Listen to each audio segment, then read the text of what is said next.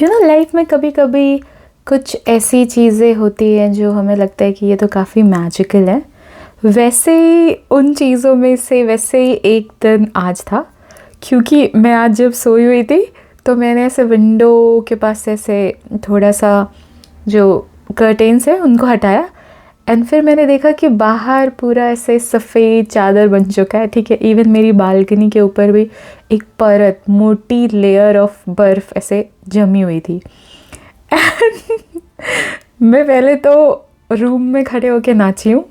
ठीक है, क्योंकि मतलब ऐसे हुआ था कि कुछ दिन पहले ऐसे बर्फ़ गिरी थी, बट इट्स नॉट लाइक कि वो ऐसे परत जम गई हो, वो बस स्नोफॉल तुम महसूस कर सकते हो।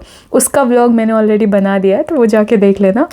एंड इस दिन प्रॉपर स्नोफॉल हुई थी, जो स्नोफॉल होके स्टे भी करी थी। एंड ऐसे हुआ कि मैंने सोचा यार इतने अच्छे मौसम में कोई इंसान घर पे नहीं बैठ सकता, तो बस इसलिए मैंने सोचा कि आज बाहर चलते हैं एंड थोड़े बहुत मोमेंट्स एंजॉय करते हैं लाइफ के, जो मैजिकल होते हैं और ये हमेशा के लिए रहते हैं आपके साथ। तो देखो ऐसा कुछ नज़ारा था उस टाइम पे। एंड ये नॉर्मल सी रोड है जहाँ पे भी हम चल रहे थे, वो ऐसे कुछ सीनिक व्यू टाइप दिख रहा था। एंड वैसे मैं आज जाने वाली हूँ एक बहुत ही प्यारे से पार्क में। एंड मुझे ऐसा लग रहा है कि अगर स्नोफॉल नहीं हुआ होता तो वो नॉर्मल सा ही पार्क लगता, बट स्नोफॉल होने के बाद उसकी खूबसूरती मतलब ऐसे 1000 गुना मल्टीप्लाई होके हो गई थी। तो वैसा कुछ सीन था। एंड जाते जाते मुझे एक बहुत ही प्यारी सी चीज़ दिखी। ये देखो, ये है वो चीज़ जिस पे मुझे बैठना है। मुझे इतने साल हो गए हैं बट अभी भी मैं इस पे नहीं बैठ पाई हूँ। पता नहीं क्या कर रही हूँ मैं बस सोचती हूँ यार, दिमाग में इम्प्लीमेंट करने के टाइम पे पता नहीं क्या हो जाता है मुझे। बट जो भी है मैं बैठूँगी और फिर मैं बताऊँगी इसका एक्सपीरियंस कैसा था। बट ऐसा कुछ है। तो देखो ये प्रॉपर टोक्यो है, ठीक है। एंड टोक्यो में इतनी ज़्यादा लेयर ऑफ बर्फ़ नहीं गिरती है इन जनरल, और ये 1-2 दिन में ख़त्म हो जाता है, बट इट्स लाइक मज़ेदार। सो फाइनली मैं अपनी डेस्टिनेशन पे पहुंच गई थी। एंड ये वो पार्क है जिसकी मैं बात कर रही थी। बट हुआ ये था कि पार्क तो पहुंच गए थे बट हमारे पास खाने के लिए कुछ नहीं था। तो मैंने सोचा कि जाके कुछ ख़रीद लेती हूँ, क्योंकि अंदर जाके दुकान तो नहीं मिलेगी। तो अगर आपके पास कुछ है तो पिकनिक टाइप मस्त खाते पीते इन्जॉय करो सीन्स। तो वैसा कुछ था। तो वापस से गई मैं 7-Eleven एंड वहाँ पे जाके फिर मैंने चिकन ख़रीदा, वो लेके आई मैं, और वो मैं यहाँ आके खाने वाली हूँ। एंड ये कुछ ओवरऑल व्यू था।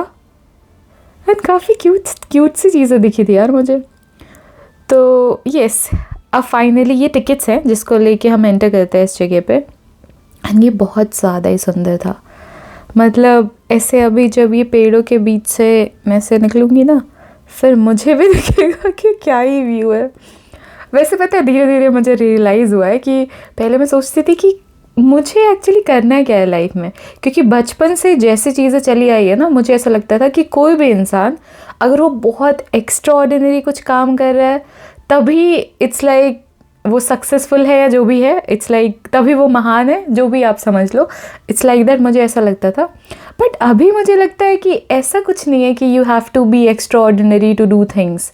मुझे ऐसा लगता है कि एक एवरेज इंसान भी बहुत सारी चीज़ें कर सकता है, बस वो उसके अंदर वो कॉन्फिडेंस होना चाहिए और वांट होनी चाहिए कि उसको करना ही है। दैट्स इट, वही चाहिए होता है बस। तो वही है।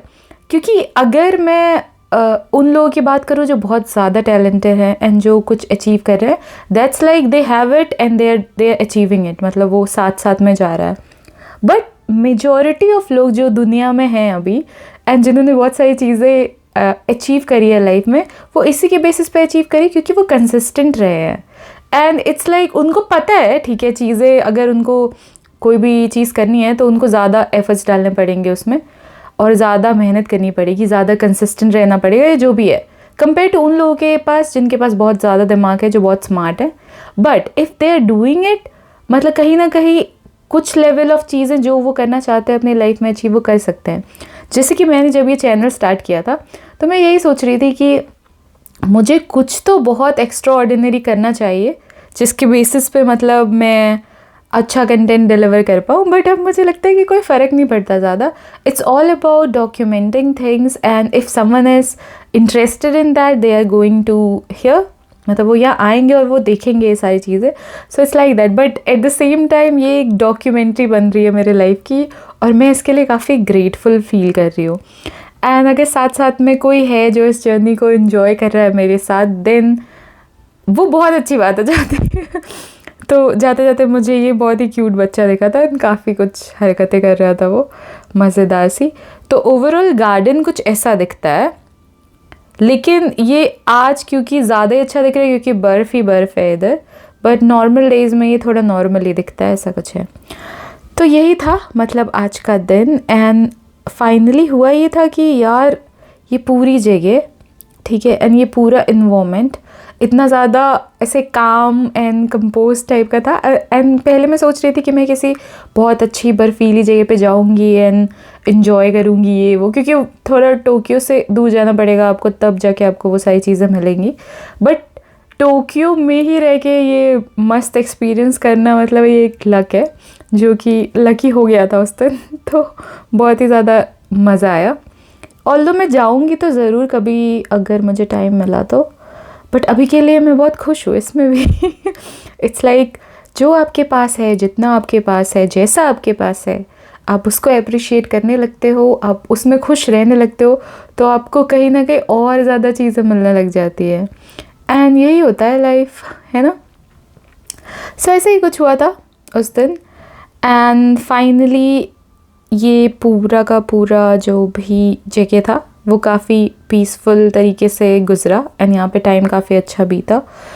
एंड मुझे सबसे ज़्यादा पसंद है इस पूरे इन्वायरमेंट में जो मैं अलग अलग नए नए लोगों से मिलती हूँ ना, उन मतलब उनको एनालाइज करना और वो क्या कर रहे हैं, कैसे बिहेव कर रहे हैं. It's like that.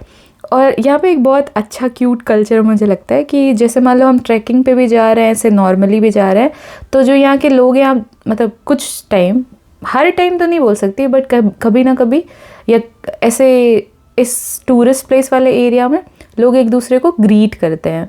जैसे हम बोलते हैं ना हेलो, वैसे यहाँ पे कोनिचिवा बोलते हैं. बस वो बोल दिया, दैट्स लाइक वो एक्नॉलेज कर रहे हैं कि तुम यहाँ आए हो और तुम एक्नॉलेज कर रहे हो कि वो यहाँ आए एंड तुम मिले हो. लाइक क्योंकि ये ऐसा होगा ना, वो स्ट्रेंजर वाला पूरा थिंग है कि अब दोबारा तो कभी मिलना नहीं है जो भी है, but at the same time you are respecting that कि सारे लोग एक ही डायरेक्शन में सोच रहे हैं, तुम दोनों एटलीस्ट, क्योंकि तभी तुम वहाँ उस दिन उस जगह पे पहुँचे हो. तो ऐसा कुछ होता है. तो ओवरऑल यही था जो पार्क था एंड यही था मेरा एक्सपीरियंस आज का. एंड मुझे ऐसी जगह जहाँ पे बहुत शांति का अनुभव हो, मैं जहाँ पे बिल्कुल मेरा दिमाग शांत कर पाऊँ, वैसी जगह जाने में मुझे बहुत मज़ा आता है. एंड ये उनमें से ही एक जगह में से एक हो गई है मेरे लिए अभी. ऑल्दो मुझे लगता है कि अगर यहाँ पे साकुरा वगैरह आया या फिर ग्रीनरी हुई तब यहाँ वापस जाने में और मज़ा आएगा. बट आज जो ये बर्फ़ की चादर बना था ना जगह, नेक्स्ट लेवल खूबसूरत लग रहा था. एंड ये सिनेमैटिक शॉट मैंने क्या मस्त बनाया. तो यही था पूरा जगह एंड यही थी आज की स्टोरी. एंड सच में टोक्यो ने आज मतलब दिन बना दिया ये सब दिखा के, क्योंकि ये बहुत ऐसे मैजिकल टाइप की चीज़ है, but at the same time ये बहुत ग्रेटफुल फील करवाती है आपको कि सच में आप कहाँ ही रह रहे हो. एंड जितना ज़्यादा मैं जापान में रह रही हूँ ना, उतना ज़्यादा मुझे और ज़्यादा अपनी लाइफ के ऊपर या फिर जैसी भी मेरी लाइफ बीत रही है उसके ऊपर मुझे और ज़्यादा ऐसे ग्रेटफुल होने का मन करने लग गया है. यानी कि हर दिन मैं पहले वाले दिन से ज़्यादा ग्रेटफुल फील कर रही हूँ, क्योंकि आपके पास शांति है, पीस ऑफ माइंड है, अच्छे लोग हैं, अच्छी चीज़ें हैं, हर चीज़ आपके आसपास काफ़ी काम है. एंड ऐसी काम एनर्जीज़ वाले इन्वायरमेंट इज़ सो, मतलब वो बहुत ज़्यादा कीमती हो जाते हैं और वो बहुत ज़्यादा रेयर है.